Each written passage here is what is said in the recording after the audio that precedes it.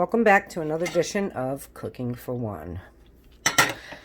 So what I'm going to make today is a couple of pork chops with some vegetables, and instead of applesauce, I like to have some cut up mango. And I'm also going to have some tea. This is a very good tea. It's supposed to be a good detoxifying tea, and it tastes delicious. So I'm going to make that as well. And as you can see, it's daytime. It's beautiful. What I'm going to do is make this for lunch. And this is going to help with me trying to lose some weight by having a bigger meal earlier. And the Portuguese do this a lot. They'll have like their big soups and big dinners 2 o'clock in the afternoon versus having it at supper time like we traditionally do as Americans.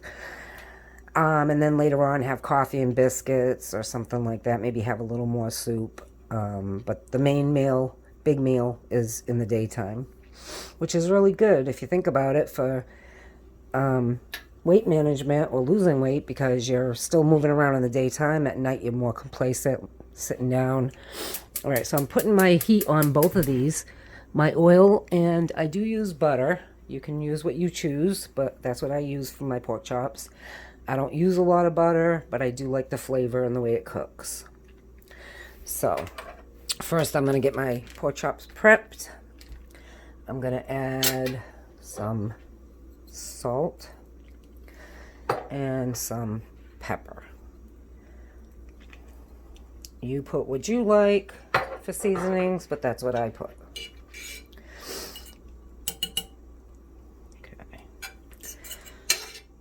So that's getting ready. And I do make a mess while I'm cooking. But I like to clean up while I'm cooking so I don't have to clean up after. And that's the OCD in me. So, I've got here some cut up cabbage that I have left over from when I made my kale soup.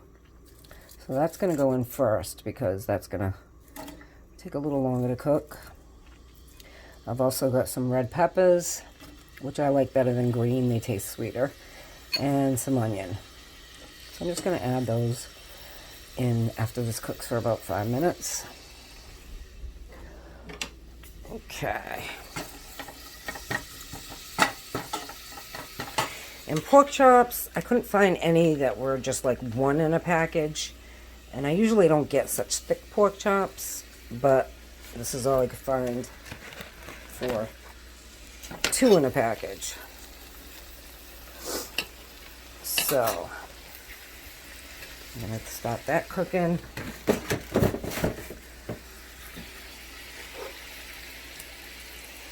A little more salt and pepper.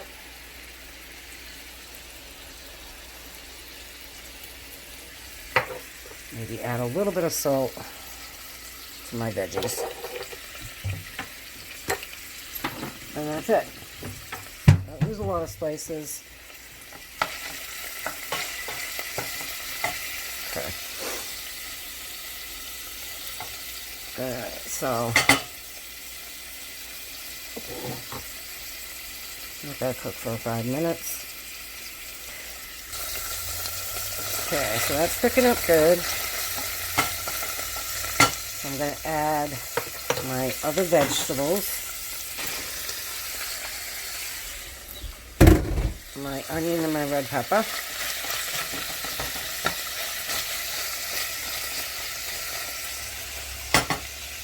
And cover that so it can steam. Make sure it's on really low. Pork chops don't need to be on too high. And I'm going to flip them at this point because we want to get them brown.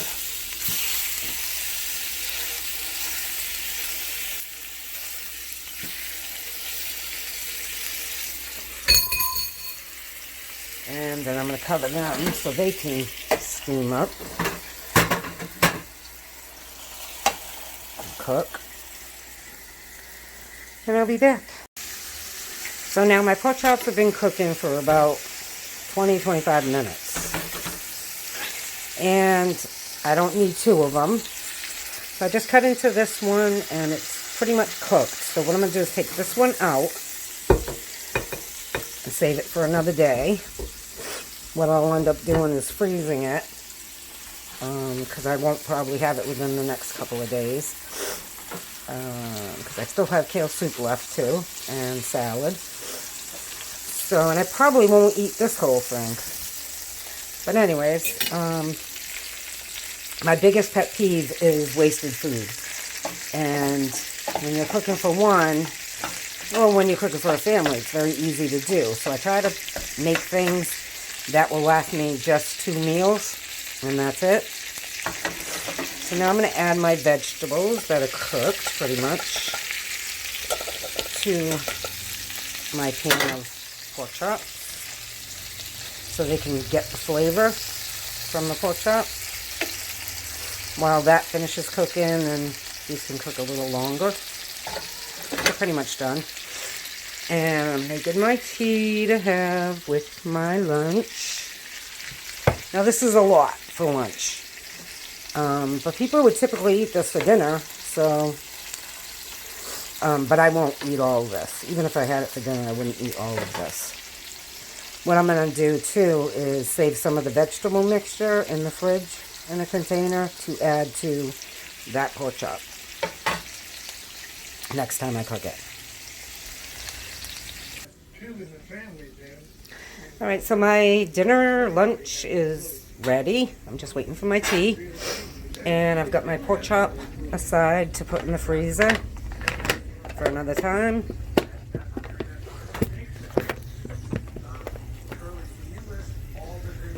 And so that's going in the freezer. It's already warmed up, you know, cooled down. So that's in the freezer. And you always want to make sure your pork chop, you know, cut into it, make sure it's cooked. You don't want any pink. You don't want to get sick with pork. It's always got to be cooked good, but not too much, because then it's dry and yucky. So this is my finished product. I've still got some pork chop left with cabbage, peppers, and onions for tomorrow. And this is what I'm having for my meal with my tea. So, not only is it nutritious, it's got protein, it's got vitamin A, C, A, but it's delicious. So I'm going to get myself the perfect bite, as Barbara Streisand would say, and the mirror has 2 faces. Piece of everything. And that is the perfect bite. Epidemics have infected societies throughout history. Usually epidemics come and go, but some truly stand out for their viciousness. In recent history, there has been no pandemic more delicious. than the flu of 1918.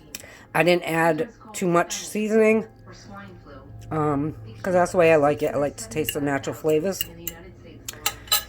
Bon appetit!